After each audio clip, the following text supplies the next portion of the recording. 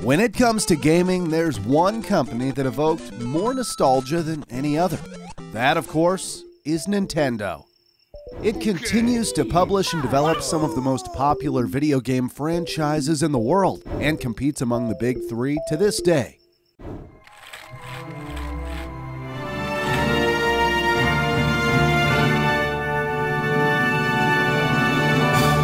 This is the evolution of Nintendo.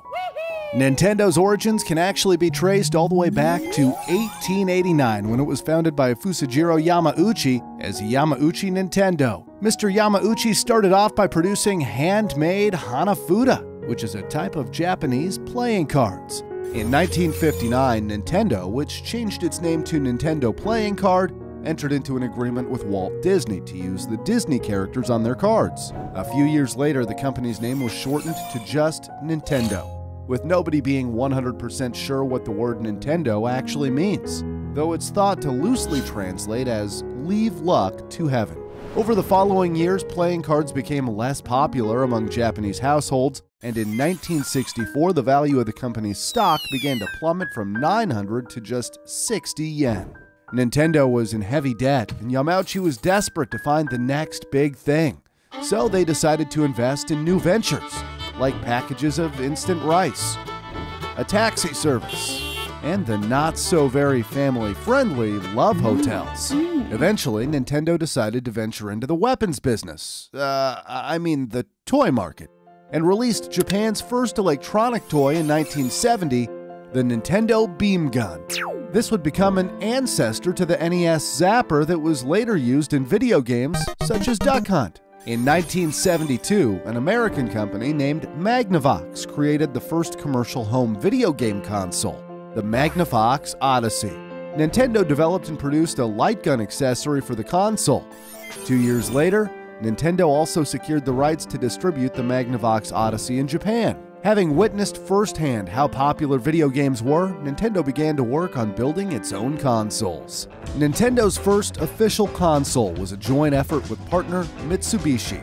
Released in 1977, it was given the unimaginative title of Color TV Game 6, with the number 6 denoting how many games could be played on it. Soon after, they also released the Color TV Game 15, TV Game Racing 112, Block Kazushi, and the computer TV game. It's hard to imagine that games on these consoles were really this simple. At the same time, Nintendo was also working on developing games for arcades, many of which would later be ported to consoles, including Donkey Kong and Mario Brothers. The company's first venture into handheld electronic gaming came in 1980 with the Game & Watch. The product derived its name from featuring just a single game, as well as a clock on an LCD screen. Watch. Game Watch. Game Watch. Game Watch. Multiple series of Game & Watch were made, some looking drastically different, like the multi-screen that featured 2 screens and a clamshell design that would later be replicated in future handheld Nintendo consoles. Until 1991, Nintendo released around 60 different Game & Watch games, like Ball, Parachute, Snoopy, Donkey Kong Jr., and Mario the Juggler.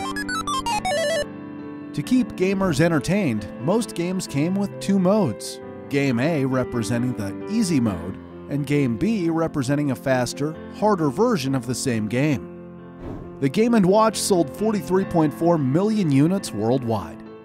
Fun fact, Gunpei Yokoi got the idea to create the Game & Watch when he saw a bored man play with his calculator in the train.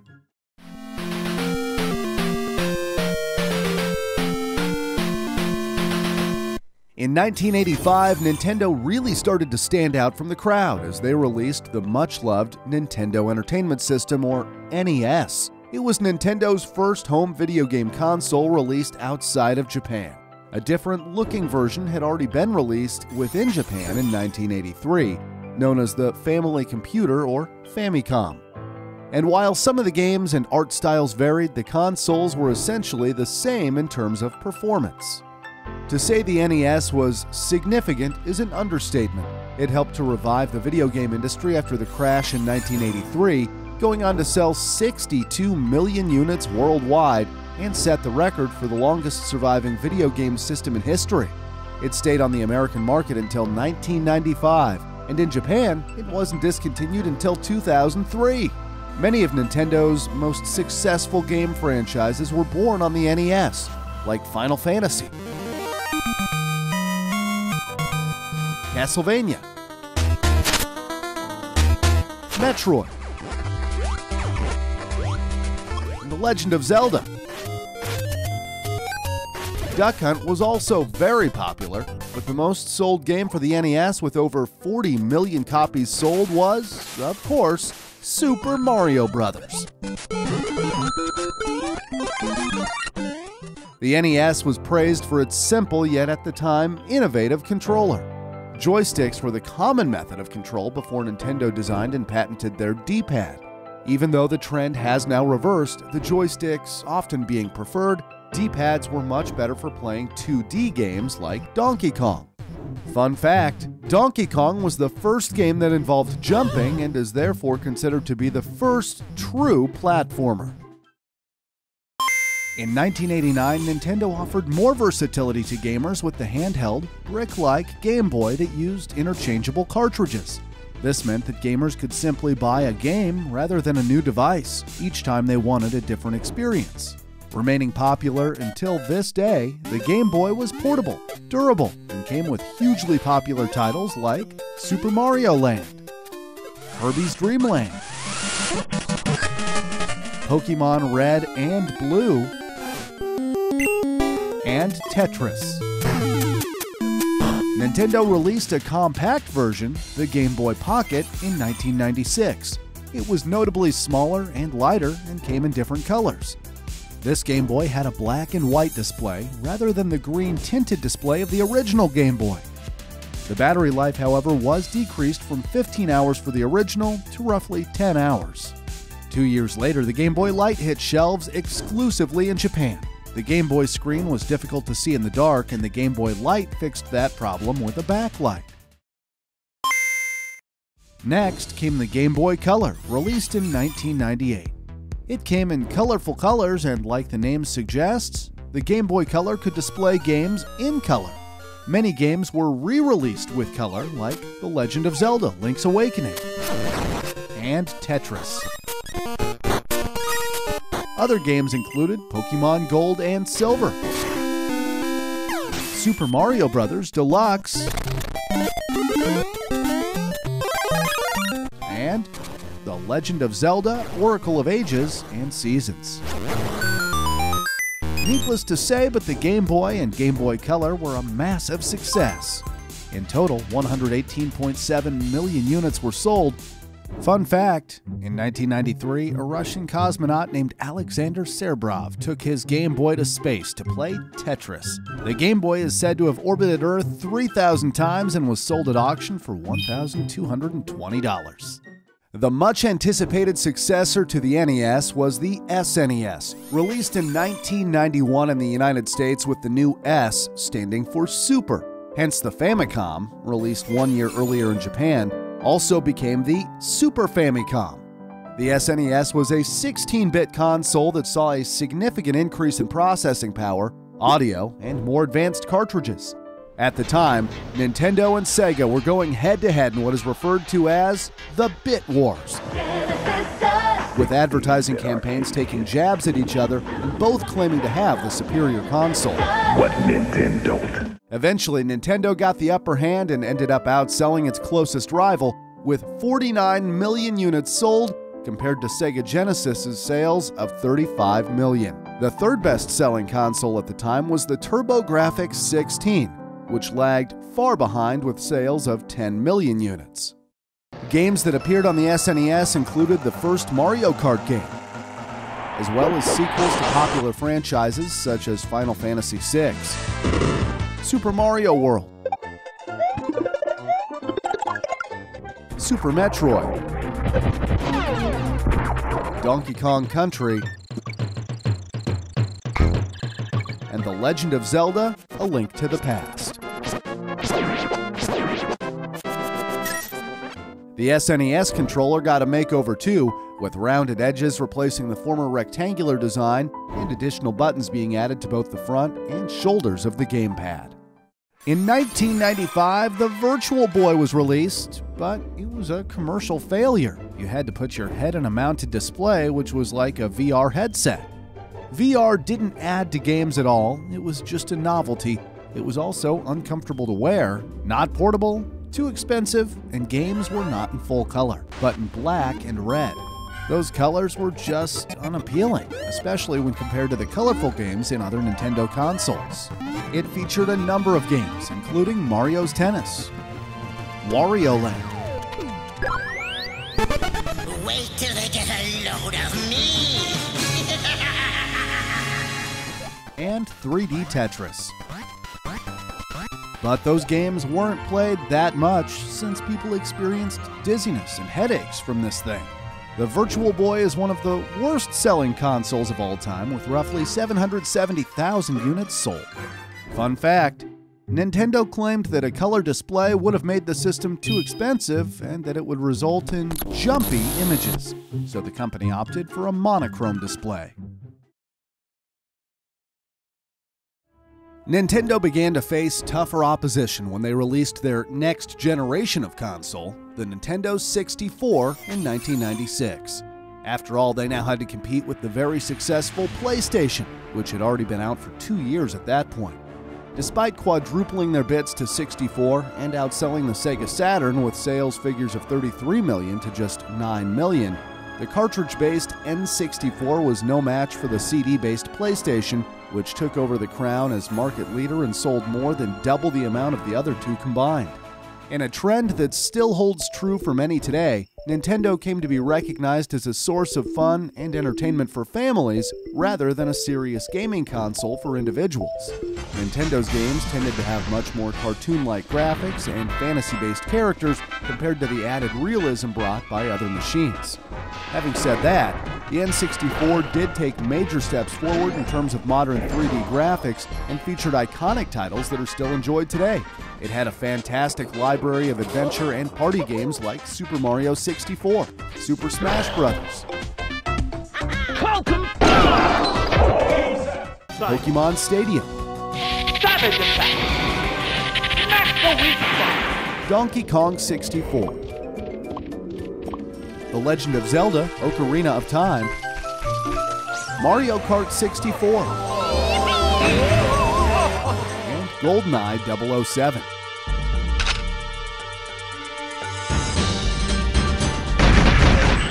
The N64 controller was a controversial change, featuring a three-pronged design with a central joystick, D-pad, face and shoulder buttons, plus a trigger button at the back. Fun fact, the epic multiplayer mode for GoldenEye was a last-minute addition. Developer Steve Ellis had access to the code written for a single-player game and decided to turn GoldenEye into a multiplayer game within a month. So, thanks, Steve.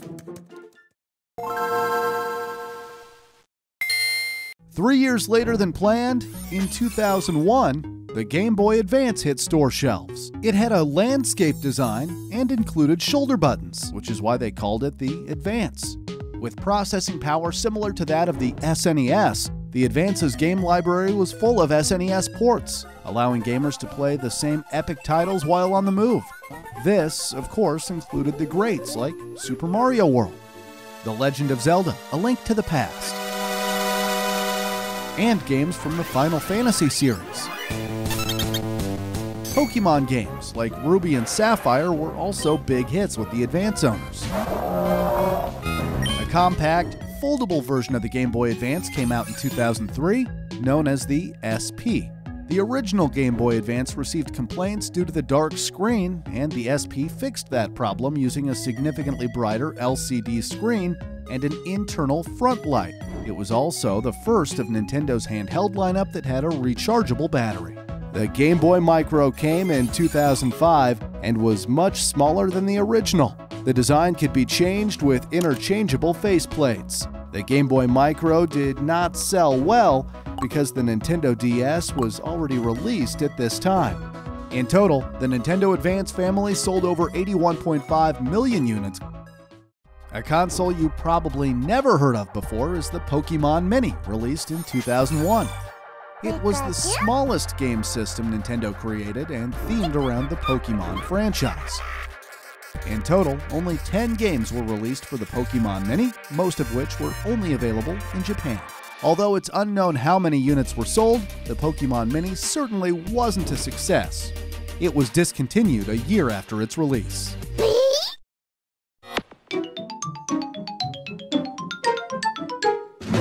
If the Nintendo 64 was up against it, then the Nintendo GameCube was even more so.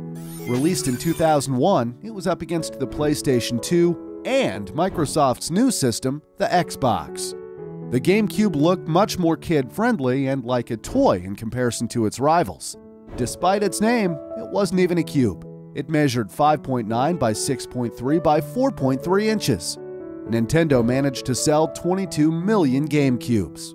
Instead of using cartridges, the system switched to using mini-discs and did not use CDs or DVDs like its competitors. Whereas DVDs could store up to 8.5 gigabytes of data, the GameCube discs could only store 1.5 gigabytes. This meant that some cross-platform content had to be compressed or features removed from games entirely. Another major drawback was the lack of online gameplay. Reportedly, the GameCube only had 8 games with internet or local area network support. The console didn't feature an internal hard drive either and relied on the use of memory cards. Games which players were able to enjoy on GameCube included Super Smash Bros. Melee, The Legend of Zelda: The Wind Waker, Mario Kart Double Dash, Super Mario Sunshine, Metroid Prime, Animal Crossing, and Luigi's Mansion. Nintendo got rid of the 3-pronged controller design and instead opted for a more traditional 2-pronged version. In 2002, Nintendo made a wireless controller called the Wavebird Wireless Controller, even before Xbox and PlayStation managed to do so. 2004 welcomed the arrival of the Nintendo DS. The DS standing for both Developer's System and Dual Screen according to the company, as it featured a bottom touchscreen in addition to a top display screen. The DS came with a stylus for finer touchscreen control, a built-in microphone that allowed for voice recording and voice recognition, as well as Wi-Fi capabilities. The cartridges were made much smaller than the cartridges of the Game Boy Advance. It had 2 slots so games of both cartridges could be played on the DS, making it backwards compatible. When playing games, one screen is used to show the main action, while the other is used for things like a map, inventory, or secondary viewpoint. Due to its unique dual screen action, many new titles were unveiled by Nintendo, like Nintendogs and Brain Age. Other popular games for the DS were Super Mario 64 DS, Pokémon Diamond and Pearl, and new Super Mario Bros.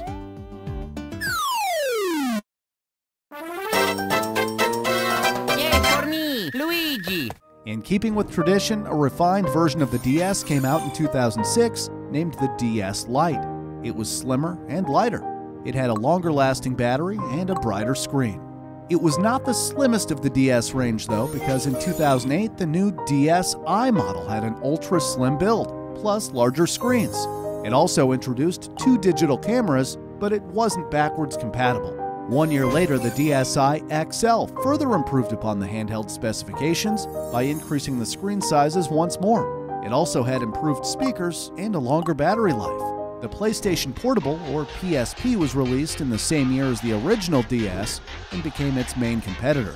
PlayStation managed to sell 82 million units, making it the 3rd most sold handheld console. However, it was no match for the Nintendo DS, which became the highest-selling handheld console of all time, selling more than 154 million units around the world. Nintendo drastically changed its game plan when it released the Wii console in 2006. Its functionality centered around the use of motion controls. The technology was innovative and unique at the time. The Wii is pronounced as Wii, which emphasized the console is for everyone.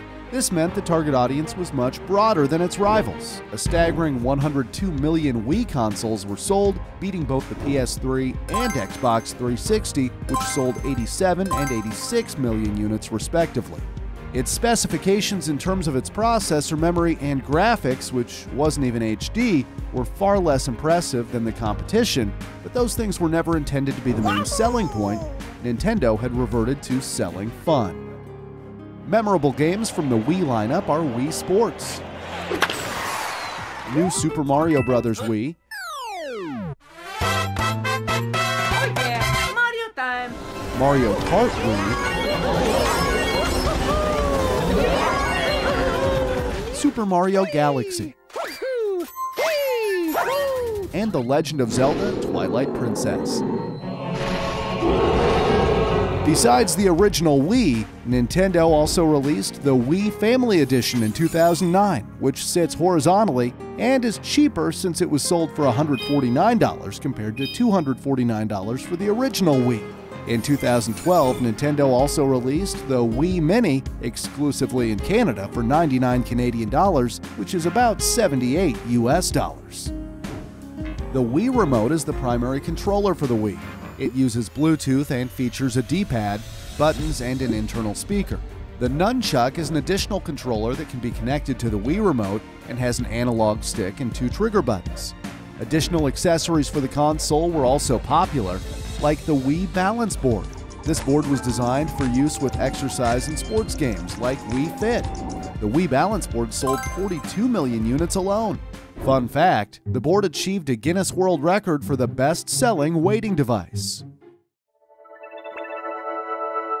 Nintendo next introduced 3D gameplay to their DS models. Regarded as a brand new console, the Nintendo 3DS was released in 2011. The bottom screen was a touch similar to the ones seen in former DS models. However, the top screen was wide with better graphics and had an auto-stereoscopic 3D LCD design. This meant that gamers could turn on 3D effects without the need of 3D glasses. The console itself had multiple cameras, a circle pad alongside the traditional D-pad for easier gameplay, and internet connectivity with an improved online experience. Games that could be enjoyed on the 3DS were Mario Kart 7, Pokemon X and Y, New Super Mario Bros. 2,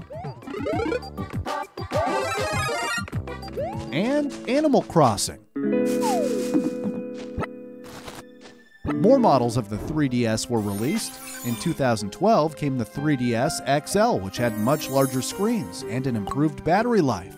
Nintendo released a 2DS version in 2013, taking away the 3D graphics but making it more affordable.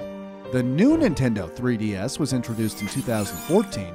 It fixed the problem that you had to face your 3DS directly from the front or else the 3D effect would become blurry. It also had a more powerful processor and additional shoulder buttons. At the same time, a larger version, the new Nintendo 3DS XL was introduced. And finally, in 2017, Nintendo made the new Nintendo 2DS XL, featuring additional hardware features but without the 3D functionality. To date, the total sales of the 3DS and 2DS handheld consoles are 75.8 million. The Wii U was released in 2012 and was one of Nintendo's biggest flops. The Wii U is an example of very, very bad marketing. People were confused about whether it was a new console or just an accessory for the Wii, and it's easy to understand why if you look at the trailer of the Wii U. They literally named it the new controller. The Wii U wasn't the greatest name either, since it just sounds like a Wii accessory. This could have been avoided easily if they chose to name it the Wii 2. Oh, and the ads were pretty bad too. Hot buttered popcorn, that's a deal! Up against the PlayStation 4 and Xbox One, of which 110 million and an estimated 50 million were sold respectively, The Wii U only sold 13 million units. It was a huge disappointment after the grand success of the Wii. The Wii U was the first Nintendo console to support HD graphics, and those who did buy it were able to play Mario Kart 8, Super Mario 3D World,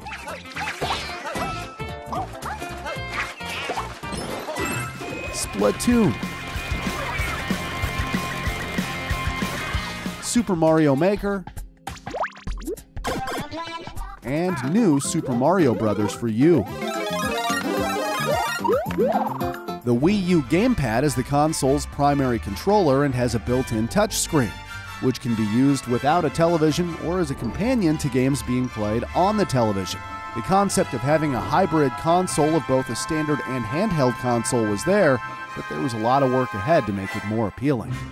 Nintendo brought back the NES with the NES Classic Edition in 2016. While it looks the same as the NES, it is much smaller.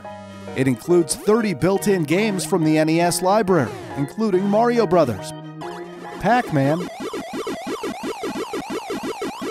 and Donkey Kong. In 2017, Nintendo also released the Super NES Classic. It includes 21 built-in games from the SNES, including Super Metroid, Mega Man X, and Super Mario Kart. In 2018, combined sales of the NES and SNES Classic Editions exceeded 10 million units.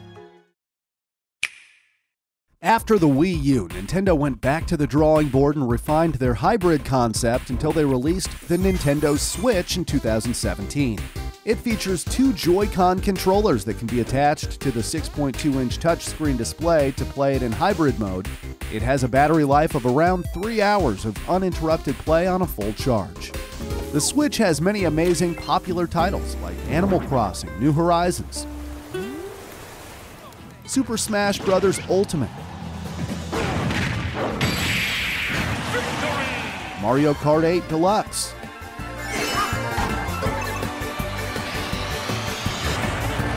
Splatoon 2,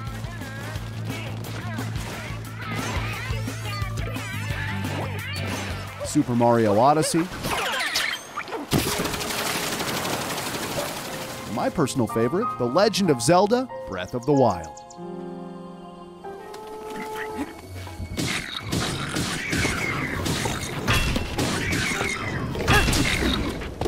A more affordable, light version of the Switch came out in 2019 with the limitation that it can only be played as a portable device. It can still play pretty much all of the same games as its older brother though, except for a few games like Ring Fit Adventure and Super Mario Party, since they are largely motion control based.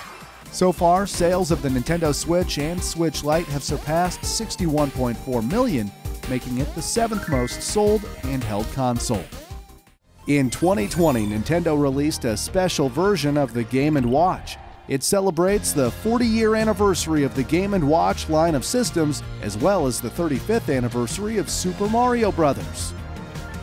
Going forward, it'll be interesting to see what the next major development or addition will be when it comes to video game consoles. One thing is for sure, Nintendo isn't afraid to get creative and introduce exciting new technology. Let's hope Nintendo can continue creating innovative entertainment for many years to come. Please subscribe and hit the bell icon. Thanks for watching.